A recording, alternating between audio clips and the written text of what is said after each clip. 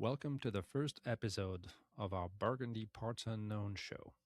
I am your host, Bertrand Leliette, owner of Bertrand's Wines, and today will be our first episode. The Five Wood Through No Stones, Burgundy's Real Biodynamic Pioneers.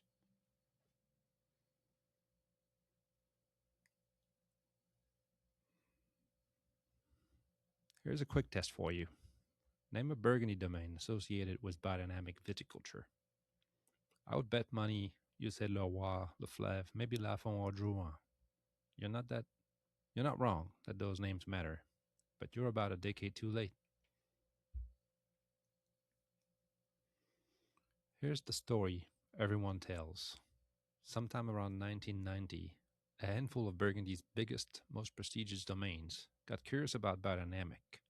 Rudolf Steiner's century-old farming philosophy, the preparations, the lunar calendar, the whole esoteric package.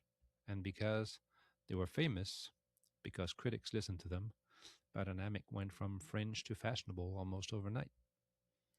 That story isn't false, but it's incomplete in a way that erases the people who actually took the risk.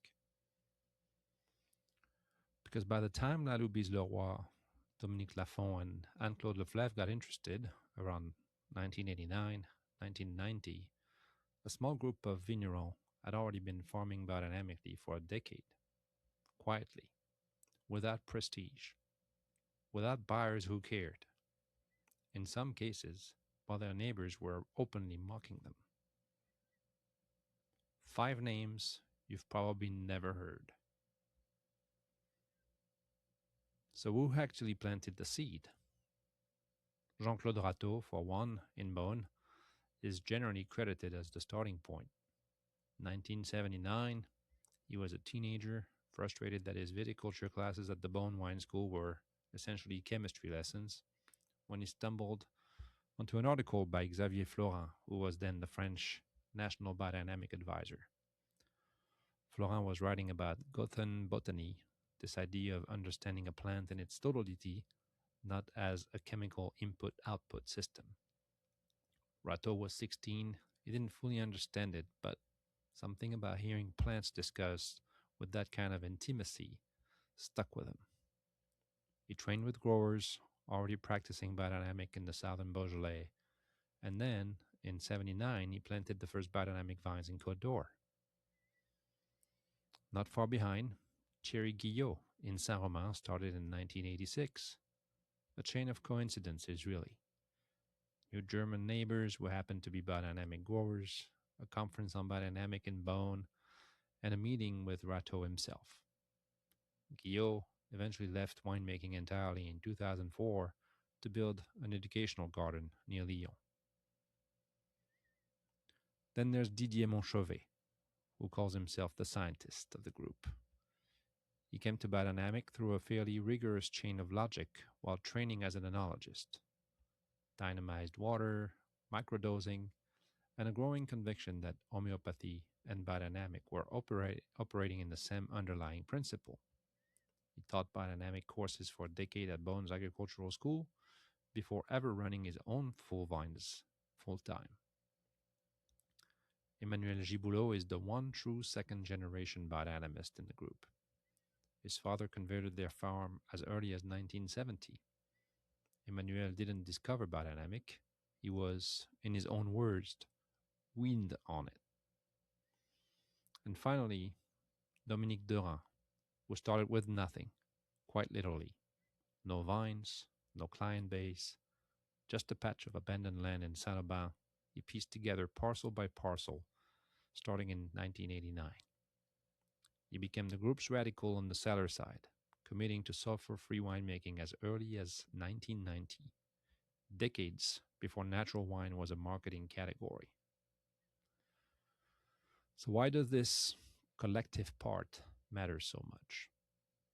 Here's the detail that actually makes this story worth telling on a podcast instead of a Wikipedia page. These 5 weren't 5 parallel individual pioneers. They were a unit.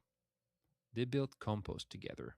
They founded a shared co-op, a cooperative called the Kuma des Terres Vivantes, the Kuma of Alive Soils, in 1988. specifically to buy equipment and produce compost collectively because none of them could justify it alone. And they needed each other because the social cost was real. Montchauvet remembers it plainly. In the 1960s, people threw stones at organic growers, figuratively mostly. In the 80s, people just laughed at them. It's only now that they're treated as an example, and even now, he's careful to say, not for everyone. That's not a small detail. That's the whole point. Biodynamic in Burgundy didn't succeed because five geniuses had shared an insight. It succeeded because five people who were being ridiculed by peers decided to back each other up long enough to survive the ridicule. The arrival of the famous names. So that happened around 1989, 1990 roughly. The five had already been visibly farming biodynamically for a decade.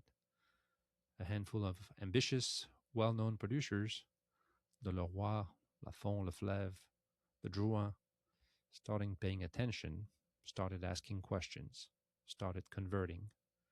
And to be fair to them, once domains with that kind of reputation and that kind of critical following adopted biodynamic, something shifted structurally. It stopped being a fringe practice associated with post 1968 idealists and became something serious. Operations took seriously.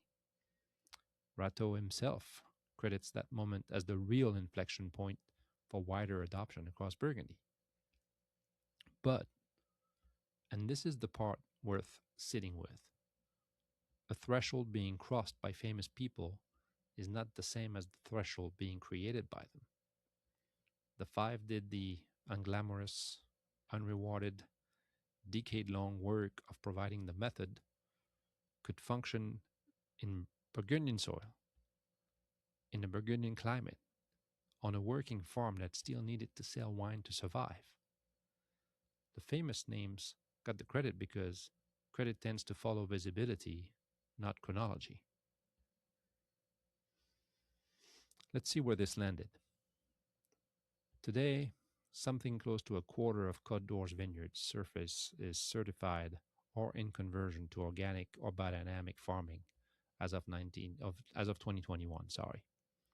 In 1995, the group, now including people like Pascal Marchand, who was then at Domaine Contarmont, formalized their knowledge sharing into something called the GEST, a study and terroir monitoring group that helped close the gap between small growers and the grand names, and which Rateau himself would go on to chair. Montchauvet puts it in a way that resists the myth-making on both sides. He says there's more overlap than difference between careful biodynamic growers and careful conventional ones. Same tractors, same crates, same presses, same barrels. The philosophy isn't a magic wand. It's a discipline applied by people willing to look foolish for a decade before anyone else agreed with them.